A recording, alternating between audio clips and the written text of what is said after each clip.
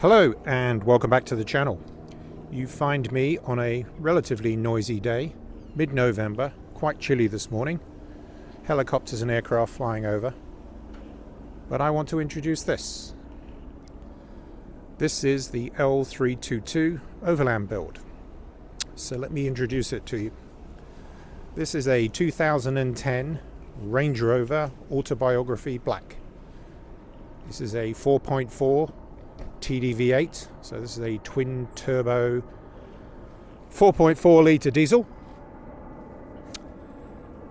What's unique about this vehicle is Land Rover put this together to commemorate the 40th anniversary of the Range Rover, and pretty much threw a whole bunch of money that they possibly could at this vehicle to celebrate the 40th anniversary.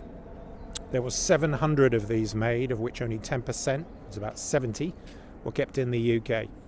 So how many of these are actually running at this point? That's anybody's guess. So I've had this about a week and a half, brought it back home. It needed to go in for some work, and it was really around the advisories on the MOT. So things like the gaiters on the CV boots, there was a ball joint rubber gaiter that was going.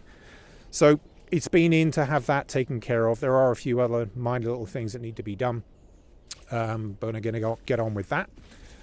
It's in really good condition. The inside, I'll show you in a minute, is excellent. For a 10-year-old vehicle with 135,000 miles on it, it's got a full service history. Pretty much all of those was done by a Land Rover dealer. So I'm really happy about that. So when I had it in, as I do with most of my vehicles, I had them do a full service. So all of the oils and fluids were changed. So at least I know from day zero things will be good going forward. So a couple of things that I have done on it is I have switched out the wheels. They had silver diamond cut wheels. They were 20-inch. Those have gone and been replaced with, these are off a L405. I think they are 1065 model. And then these have got Cooper Discoverer all-terrain tires on it. I've taken it for a ride since I've got it, and it feels much better, much more planted on all-terrains than it does on road-based tires. Could be my, it's a newness of vehicle, so it could be my perception of that, but it feels a lot more planted having all-terrains on it. It's going to go through a number of alterations, as I think I laid out before, but anything on there around the front, around these grey little cappings, are going to come off, and it's going to go through what I would call corporate branding. So those of you that have seen the channel have seen the Defender, predominantly black, a couple of red accents, some silver grills, but I'm going to start working on that. A few other things over the next couple of weeks. I have something called an Easy Lift kit, which monitors the air suspension. That gives me 5 extra heights above the 3 that are already there, and that's going to go in. That's a simple 10-minute plug and play. And there's a number of bits and pieces on this that need to be cleaned up. So the side steps were on this, that came off, they came off.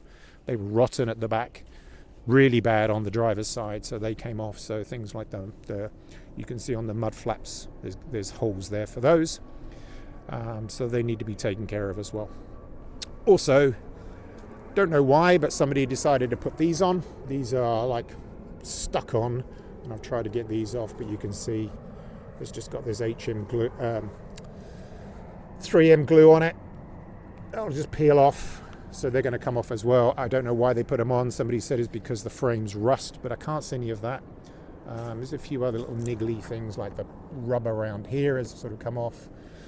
But, for a 10-year-old vehicle, it's in really good condition.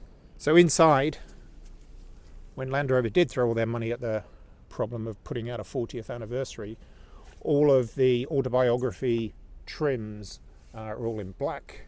These really nice black enamel badges, and then of course on here on the trim it says autobiography black. So the leather's in really good condition on all of the trims, been well taken care of. Dash tops, everything on here is leather as well. Seats are really good condition. Apologise for the North American mud water bag.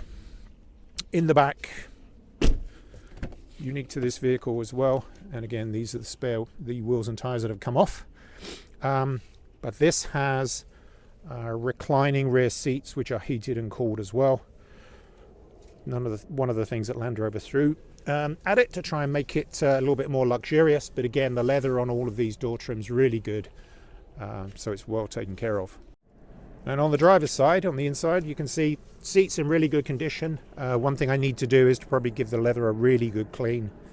I'm not sure it's been done, but I think it'll bring up the shine of the leather and feed it. But the seats are comfortable.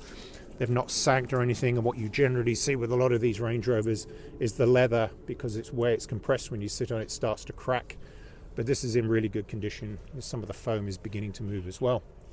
But on this side again, door trims in really, really good condition.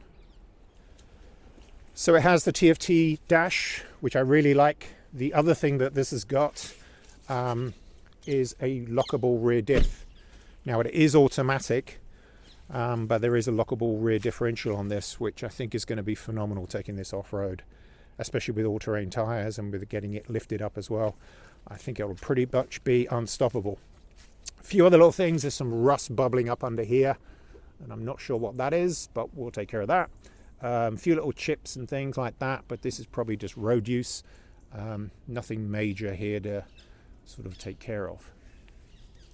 So overall, I'm really pleased with it. This will be the start of the build. So a couple of things will be coming up. As I mentioned, I'm going to install the Easy Lift kit and go through and just generally clear it up. The side trims are coming off, got some black ones, got some smoke glass for the repeaters. That will be taken care of as well. And then there's a couple of other niggly little things. There is no internal splash guard on this side for some unknown reason, and I've got one of those that need to go on as well. So it's a relatively straightforward process to be able to put that in. So over the next couple of weeks and months, I'm trying to sort a roof rack. I think I found one from a company called Land Rover Passion in Milan.